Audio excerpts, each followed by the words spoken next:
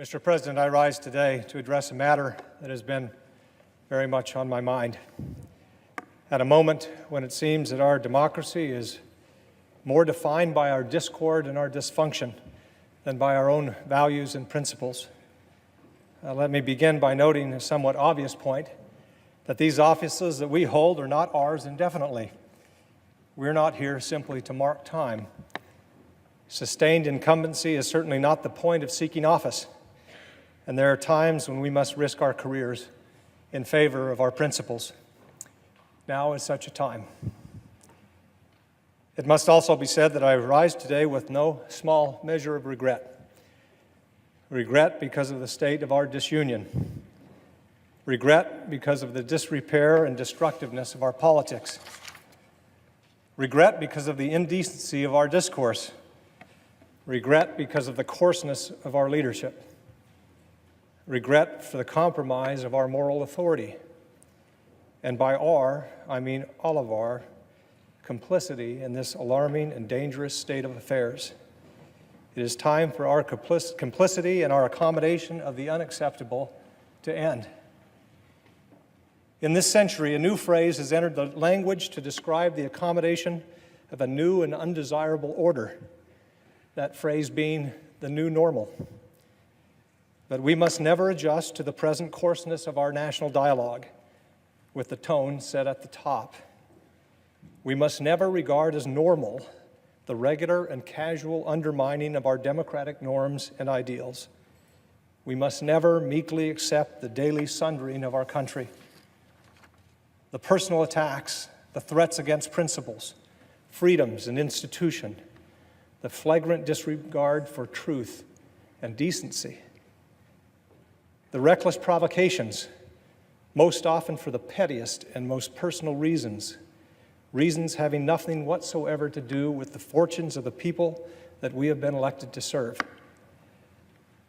None of these appalling features of our current politics should ever be regarded as normal. We must never allow ourselves to lapse into thinking that that is just the way things are now. If we simply become inured to this condition, thinking that it is just politics as usual, then heaven help us.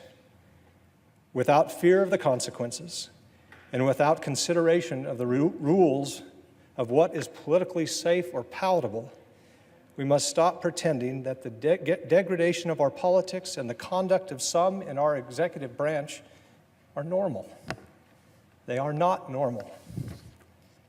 Reckless, outrageous, and undignified behavior has become excused and countenanced as telling it like it is, when it is actually just reckless, outrageous, and undignified. And when such behavior emanates from the top of our government, it is something else. It is dangerous to a democracy. Such behavior does not project strength, because our strength comes from our values. It instead projects a corruption of the spirit and weakness. It is often said that children are watching. Well, they are. And what are we going to do about that? When the next generation asks us, why didn't you do something? Why didn't you speak up? What are we going to say? Mr. President, I rise today to say enough. We must dedicate ourselves to making sure that the anomalous never becomes the normal. With respect and humility, I must say that we have fooled ourselves for long enough that a pivot to governing is right around the corner, a return to civility and stability right behind it. We know better than that. By now, we all know better than that.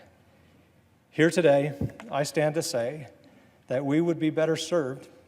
We would better serve the country by better fulfilling our obligations under the Constitution by adhering to our Article 1 old normal, Mr. Madison's doctrine of separation of powers.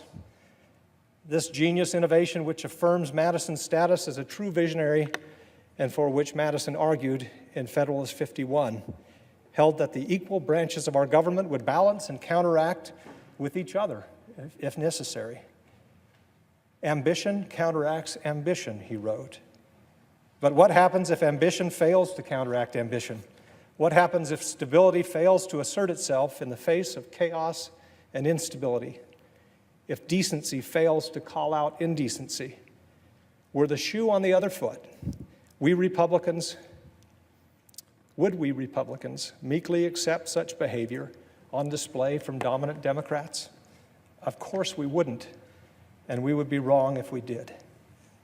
When we remain silent and fail to act, when we know that silence and inaction is the wrong thing to do because of political considerations, because we might make enemies, because we might alienate the base, because we might provoke a primary challenge, because ad infinitum, ad nauseum, when we succumb to those considerations in spite of what should be greater considerations and imperatives in defense of our institutions and our liberty, we dishonor our principles and forsake our obligations.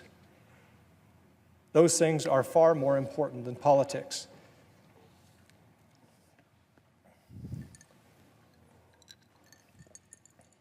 Now, I'm aware that more politically savvy people than I will caution against such talk. I'm aware that there is a segment of my party that believes that anything short of complete and unquestioning loyalty to a president who belongs to my party is unacceptable and suspect. If I have been critical, it is not because I relish criticizing the behavior of the President of the United States. If I have been critical, it is because I believe it is my obligation to do so, and as a matter and duty of conscience. The notion that one should stay silent as the norms and values that keep America strong are undermined, and as the alliances and agreements that ensure the stability of the entire world are routinely threatened by the level of thought that goes into 140 characters.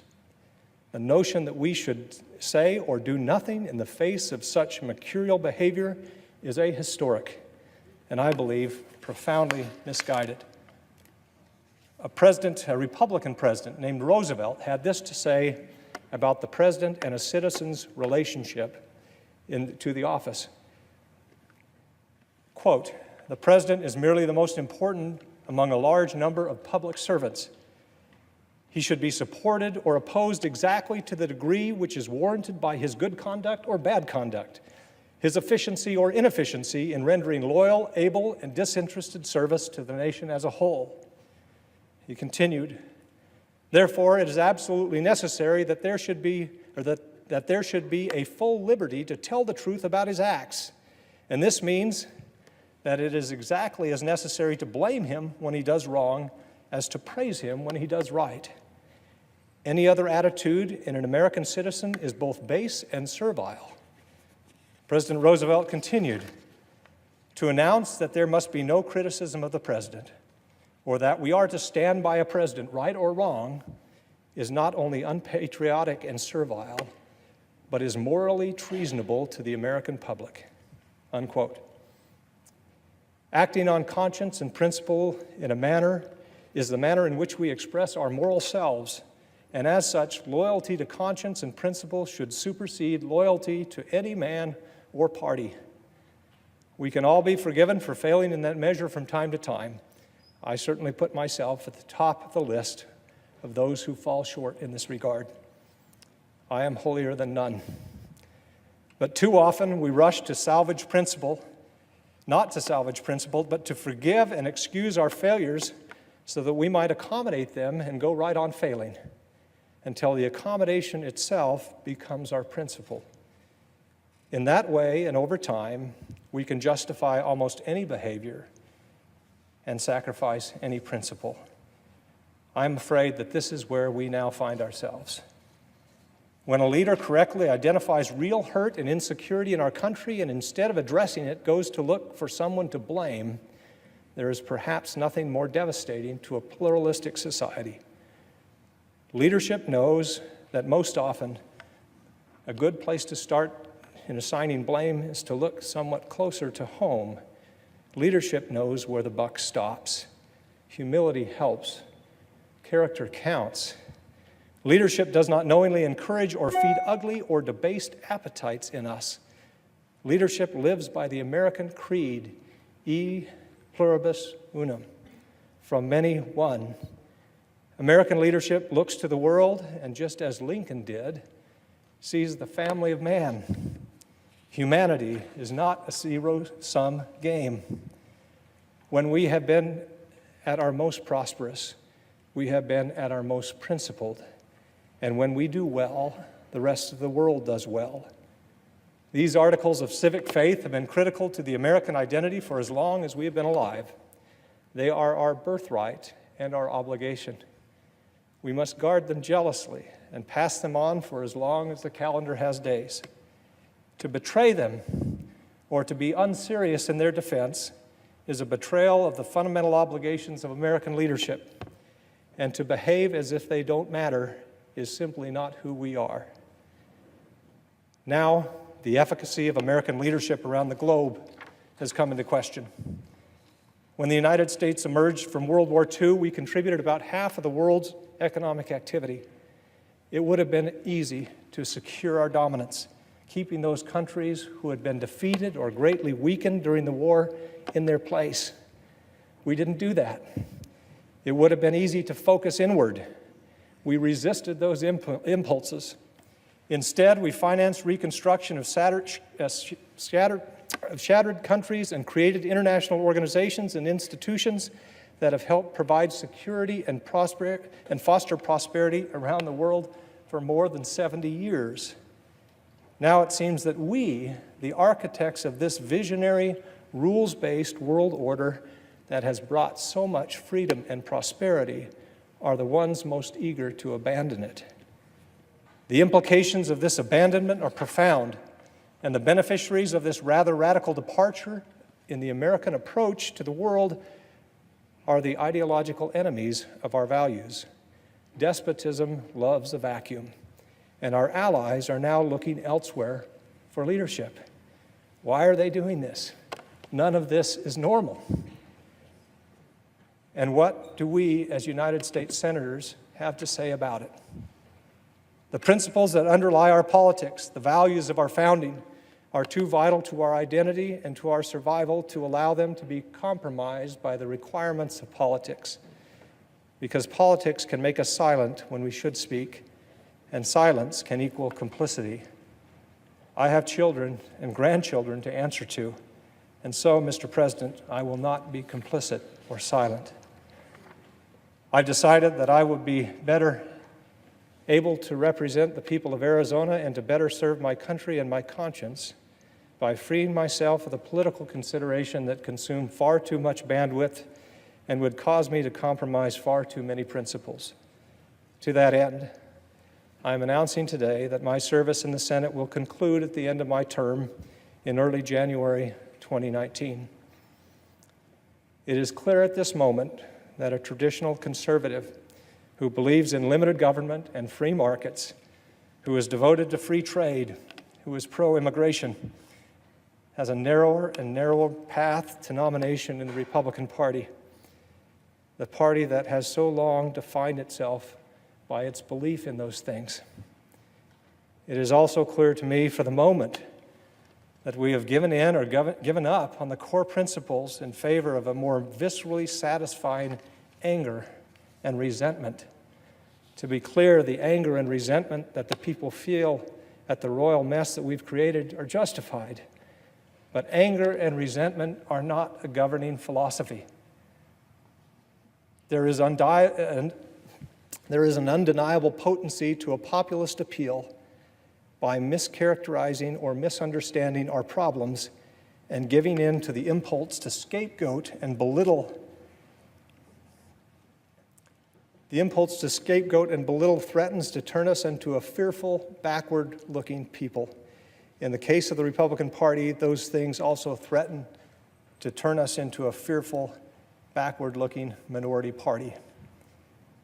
We were not made great as a country by indulging in or even exalting our worst impulses, turning against ourselves, glorifying in the things that divide us, and calling fake things true and true things fake.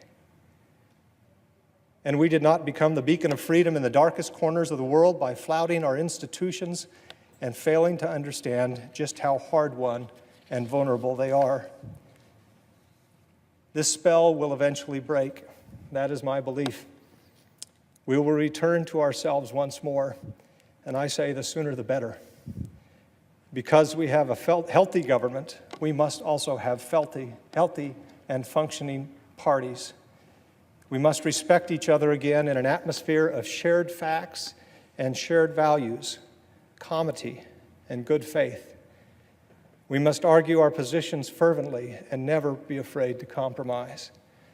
We must assume the best of our fellow man and always look for the good.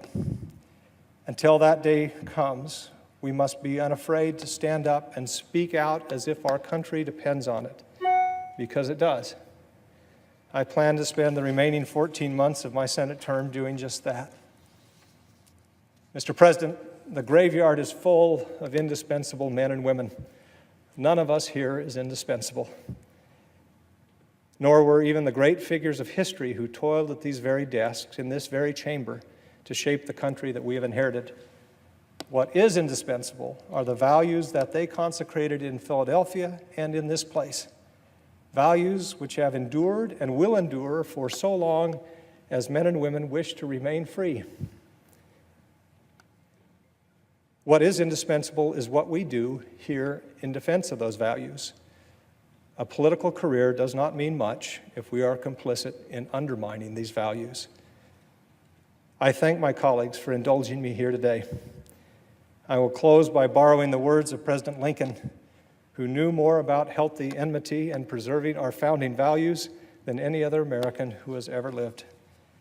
His words from his first inaugural were a prayer in his time and are now no less in ours. We are not enemies, but friends. We must not be enemies. Though passion may have strained, it must not break the bonds of our affection. The mystic chords of memory will swell when again touched, as surely as they will be by the better angels of our nature. Thank you, Mr. President. I yield the floor.